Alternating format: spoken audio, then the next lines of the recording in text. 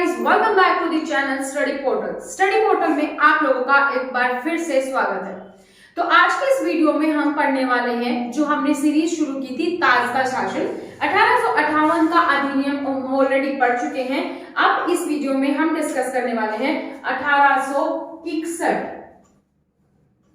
और वो क्या था, वो भारतीय शासन अधिनियम था। अब क्या है, भारतीय परिषद अधिनियम।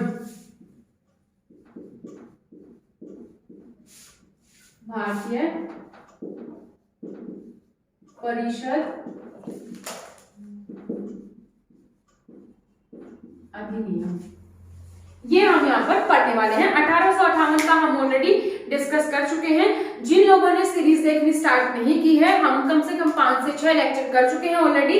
आप पीछे की सीरीज जाकर देख सकते हैं प्लेलिस्ट में। ये जो चैप्टर्स हैं अभी जो स्टार्टिंग के, जो हम अधिनियम पढ़ रहे हैं, चार्टर एक्ट हमने पढ़े, तो ये सभी आपके पॉलिटी और हिस्ट्री दोनों के लिए ही इंपॉर्टेंट है। तो दोनों ही स्टूडेंट इसको देखें। इसके अलावा जिस भी एग्जाम में आपका जीके का क्वेश्चन आता है उसके लिए भी ये इंपॉर्टेंट है।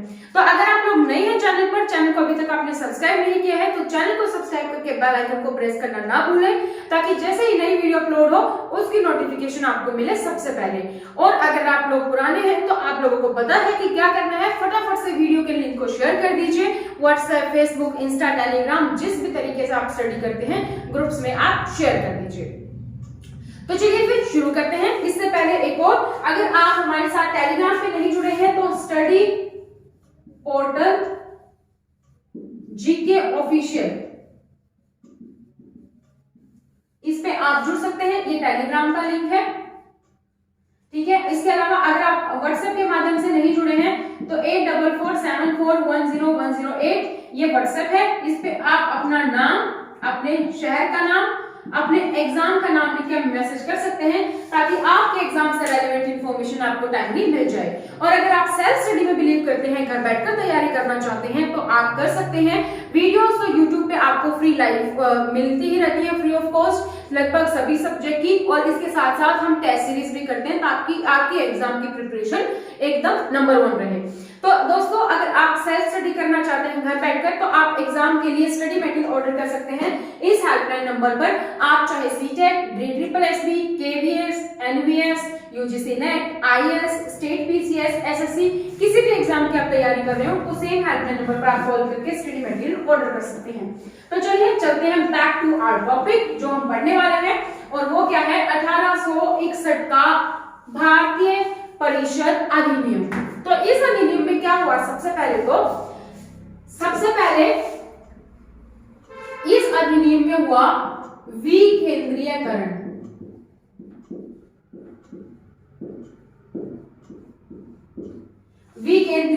केंद्रीयकरण क्या होता है, सभी चीजों को एक जगह इकट्ठा करना, सेंट्रल कर लेना, जहां पे सारी इंफॉर्मेशन एक जगह से मिल जाए। यहाँ पे क्या हुआ, डिसेंट्रलाइजेशन यानी कि विकेंद्रीयकरण। यानी कि जो 1773 का एक्ट था ना, उसका उल्टा हुआ यहाँ पे। 1773 में हमने क्या किया था, वहां पे हमने केंद्रीयकरण किया था, सेंट्रलाइजेशन किया था। अब इसको थोड़ा सा देखते हैं कैसे हुआ। 1773 में क्या हुआ था, बंगाल का गवर्नर जनरल था, बंगाल के गवर्नर को बंगाल का गवर्नर जनरल बनाया, और इसके अंडर में हमने बॉम्बे और मद्रास को दे दिया था, है ना। तो ये क्या था, सेंट्रलाइज हो गया, सब यहाँ पे एक ही जगह पे है। यहाँ पे हमने क्या किया, सब वापिस से अलग अलग कर दिए, ठीक है। बंगाल का गवर्नर जनरल था, तुम एक अलग आइडेंटिटी हो। मद्रास का अलग था, 1773 में कहा था, बंगाल के पास था, लेकिन यहाँ पे इसको फ्री कर दिया गया, नहीं तुम एक अलग एंटिटी हो। बॉम्बे बंगाल के पास था, इसको भी बोल दिया गया, नहीं तुम एक अलग एंटिटी हो, ठीक है। इस तरीके से क्या हुआ, यहाँ पर विकेंद्रीयकरण हो गया।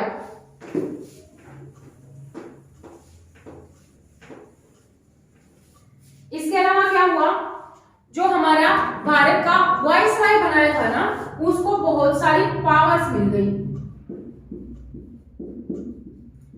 सबसे पहले क्या हुआ कि वो आप जो परिषद बनाई थी, हमें याद है ना पिछले जो एक्ट हुआ था 1858 का, वहां पे परिषद बनाई थी, 15 सदस्यों की परिषद थी। तो वहां पे जो परिषद बनाई थी, वहां पे आप गैर सरकारी सदस्य ऐड कर सकता था, और वाइसराय जो गैर सरकारी सदस्य हैं वो वाइसराय ऐड कर सकता था। और ये गैर सरकारी सदस्य कौन है? जो इंडियन है, यानी कि ये कौन है? ये भारतीय हैं। कितने ऐड कर सकता था जी? 3 ऐड कर सकता था। तो कौन वो 3 नाम हैं जो सबसे पहले ऐड किए गए?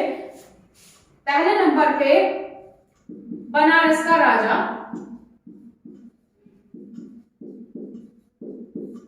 नॉमिनेट यानी कि नामांकित कर सकता था। दूसरा,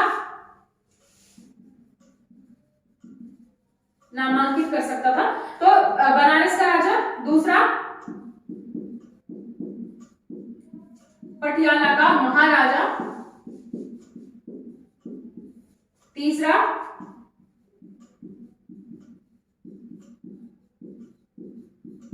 सर दिनकर राव।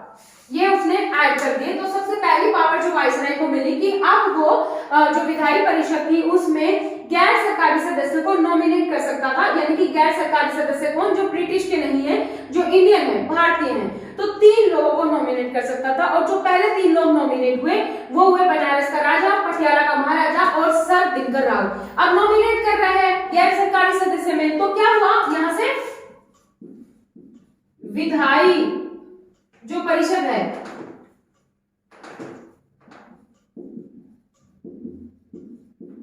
विधायी परिषद है जो है उसका विस्तार हुआ, यानी कि उसके सदस्यों की संख्या बढ़ा दी गई है यहाँ पे। ठीक है, विधायी परिषद के सदस्यों की संख्या बढ़ा दी गई है। एक तो ये हुआ वाइसराय के साथ। दूसरा, वाइसराय को क्या मिला?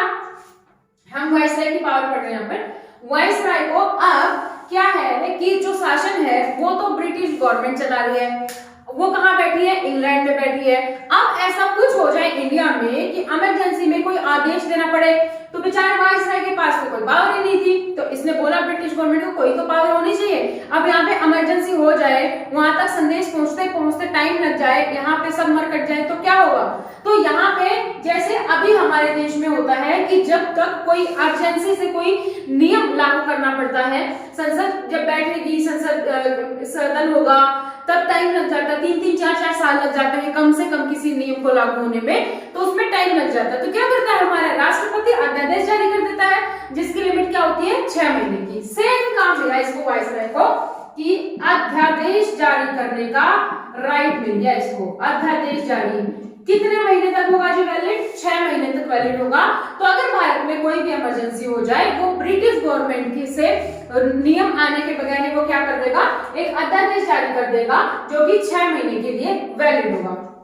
अब अध्यादेश जारी कर रहा है, अब इसके पास एक और चीज मिल गई इसको, वीटो। हमारे राष्ट्रपति के पास भी है वीटो का अधिकार। वीटो के अधिकार से क्या होता है कि अब जो केंद्रीय परिषद है और जो प्रांतीय परिषद है, यानी कि अपनी जैसे सेंट्रल गवर्नमेंट है, स्टेट गवर्नमेंट है, उस टाइम पे हम क्या बोलते थे? प्रांत बोलते थे। तो केंद्रीय परिषद है और जो प्रांत परिषद है, उन दोनों के अगर कोई नियम आता है तो यहाँ पे कोई चाहता है तो उसके पास वीटो पावर है यूज करने को। वो चाहे तो अपना डिसीजन दे, हाँ या ना, उस पर अपनी दे सकता है। तो वीटो पावर का इसने यहाँ पर यूज इसको मिल गया है। ठीक है, इसके अलावा अब वाइसराय को क्या मिला? इसके अलावा एक, ये तो वाइसराय की पावर्स होगी। 4th पॉइंट हम यहाँ पर डिस्कस करते हैं, पोर्टफोलियो बन गया। अच्छा, इस टाइम पे भी जो वाइसराय है वो लॉर्ड कैनिंग ही है। इस टाइम पे भी जो वाइसराय है वो कौन है?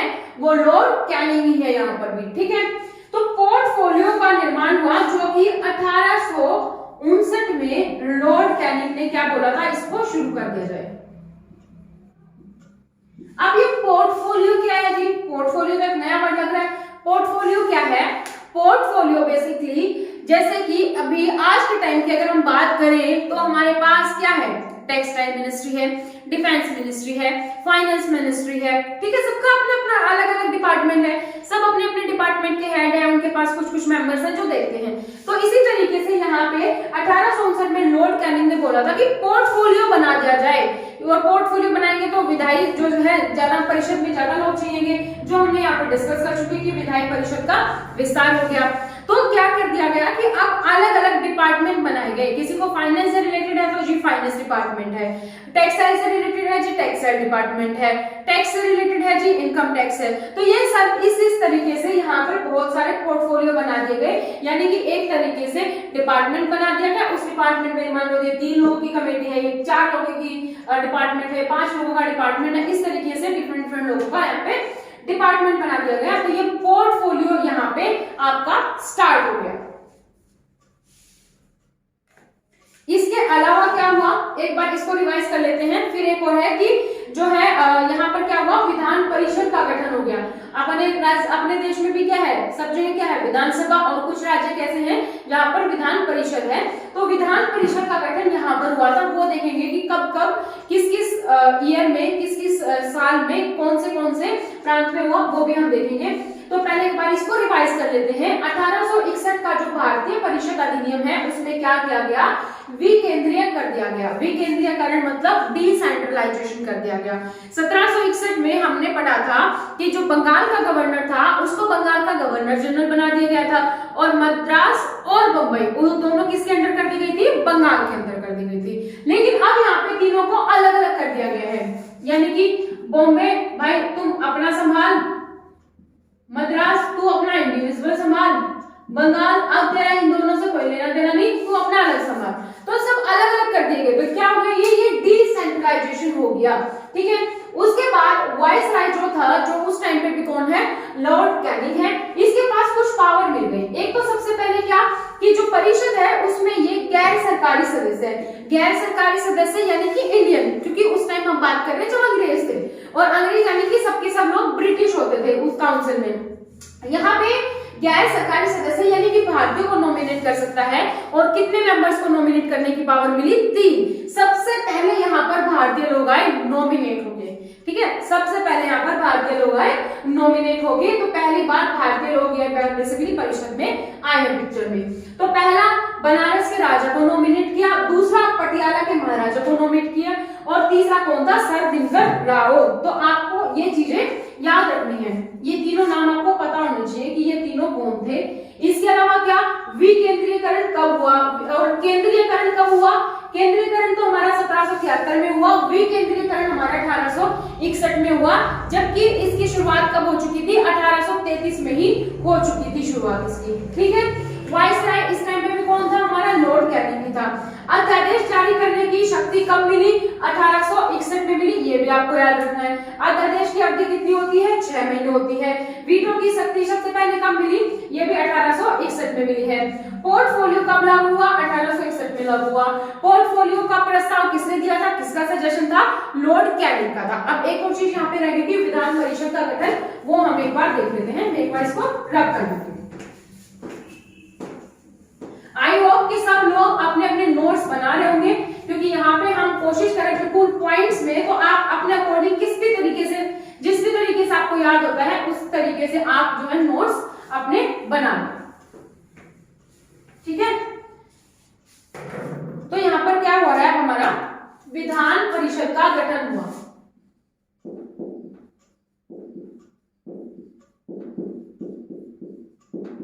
विधान परिषद का गठन हुआ, और हमारे पास कितने विधान परिषद बन रहे हैं, 3। पहला 1862 में,